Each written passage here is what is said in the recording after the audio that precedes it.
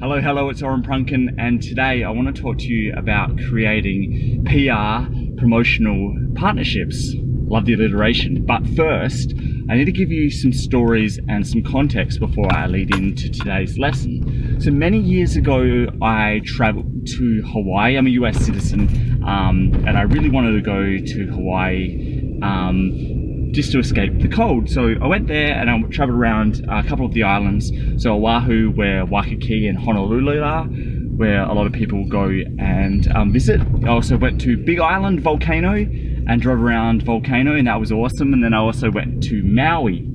Maui was probably my favorite island. Lots of stuff to do. You could go up into the clouds on mountaintops to where there were NASA observatories, and then you could go under the ocean and snorkel in sunken volcanic craters, which was phenomenal, and that kind of got me into the love of snorkeling. Also there, I believe it was Maui, pretty sure it was Maui, I went on a shark diving trip. Now, what had happened was many years ago, before I went there, the fishing boats would come in and out of port and the channel, and as they were coming back in after a day of fishing, they would be throwing all of their fish and seafood scraps into the water as they come back in, all the things that they didn't need that they could use for food. And what would happen was the sharks would come in there and start eating and feeding off all the scraps, a free feed, right? And then someone smart on one of those fishing boats decided, wouldn't it be cool if we just dropped a cage off the back of the ship, put a whole bunch of tourists in there, charged them money, and they could watch the sharks feeding. And that's what they did, and they turned it into a really great tourist attraction. And I went along to that, and it was awesome. There were just sharks everywhere. And it was a really fun experience. Now, they weren't great white sharks. Now, great white sharks are kind of the pinnacle for me of sharks. And what I ended up doing after that trip was looking up where you could dive with great whites, and you could dive in South Africa, but you could also dive in South Australia, which is phenomenal, in a place called Port Lincoln, which is only about an 8-hour drive from where I'm at, but only about an hour flight. So what I decided to do was fly into Port Lincoln and book myself on Adventure Bay Charters, which was one of the tour operators, one of the 3 tour operators. The other one is Calypso Star, and the other one is another research vessel, which I don't believe you can do day trips on. You have to go and spend about a week on it. I think it's the Rodney Fox Ship, and he does a lot of research. He was the guy that got bitten, I think it was in the 60s or the 70s, down at Port Nolunga by a great white shark, and he spent a lot of his life researching them. I digress. So I went to Adventure Bay Charters, and I believe I flew in on the Friday night, went on the tour on the Saturday, and what happens is it's about a 2.5 hour, 3 hour boat ride from Port Lincoln out to the Neptune Islands, where all of great whites hang out. So you're up for like 5 or 6 hours just on a boat getting there and back, and then you spend the full day there. So you leave really early in the morning and get back really late at night. So we got out to the Neptune Islands, and all day we saw nothing, no sharks, and then all of a sudden a shark appeared by the side of the boat, and it was about the size of a car. It was huge, and we could all see the shadow. And because we had seen nothing before that, no one was in the cage, and we all started suiting up and jumping into the cage. By the time we got in the cage, the shark had left.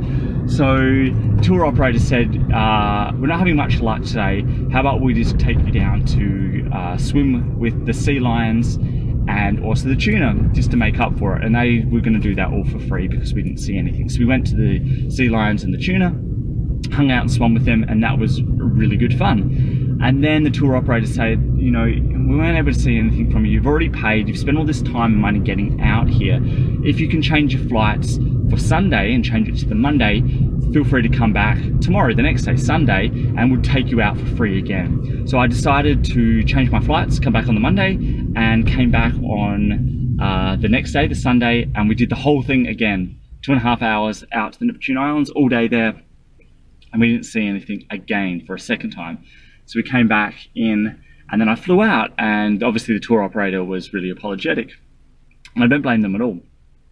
This is wildlife, and wildlife doesn't necessarily adhere to the impetuous schedules of human beings.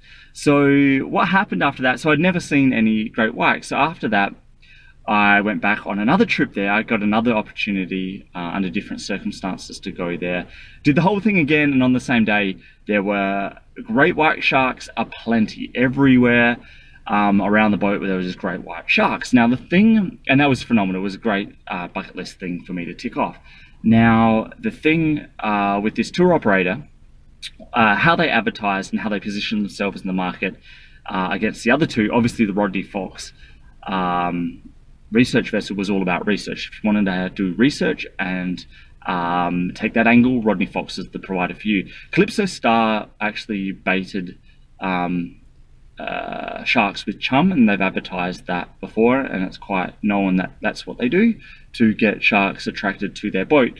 Now, to position themselves as Adventure Bay charters, they position themselves by playing music with an underwater speaker. So they'd drop a speaker under the water and they would play music. Now the theory was that music, obviously inaudible, well, it's actually not inaudible when you're under the water, but it's not as audible as through the airwaves above water, but it's just the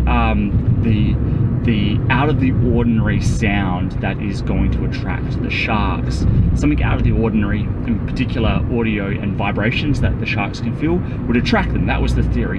And it was also kind of a bit of a gimmick that they would play AC/DC under the water and rock music to attract sharks. And that was pretty awesome, like a really good marketing angle as well. So that's how they positioned their brand against the other two.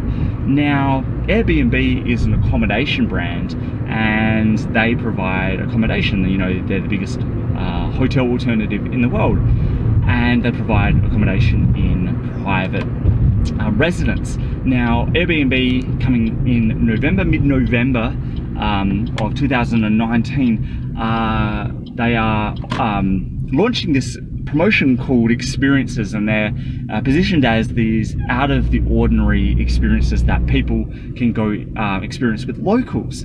Now, Adventure Bay Charters has seen this opportunity to partner with Airbnb, and also Kiss, the band Kiss, who I also really love, and that's a really long story about how I got into them, but I went and saw them at Adelaide Oval back in the late 90s. And so what Adventure Bay Charters has now gone and done is they have taken their product, so going and hanging out with sharks, plus music, which is their angle, and partnered with someone that does music, Kiss, but also partners with someone that does accommodation. So they've created this awesome promo, and it's only for 10 people, I believe, where you can go and stay on the Adventure Bay Charters boat, the Airbnb experience. You can hang out with Kiss, and Kiss will play a live intimate concert with you. So the music, it's not AC/DC, but also their core product on a boat with sharks. So it wraps all of these things really nicely, 3 promotional partners all together. Now, when you do that, you think about Airbnb and you think about Kiss. They're the 2 bigger brands here. Adventure Bay Charters not anywhere near on those levels. When you combine those brands with their distribution channels, getting the word out to a lot of people is really easy. So they're going to sell this out, no problem. 10 spaces, you should be able to sell it out without any promo. But what they have done is got a massive amount of awareness, leveraging those 2 other brands and their distribution channels to potential prospects and customers. Not only that, the package and how they positioned it is also really interesting to media outlets. PR.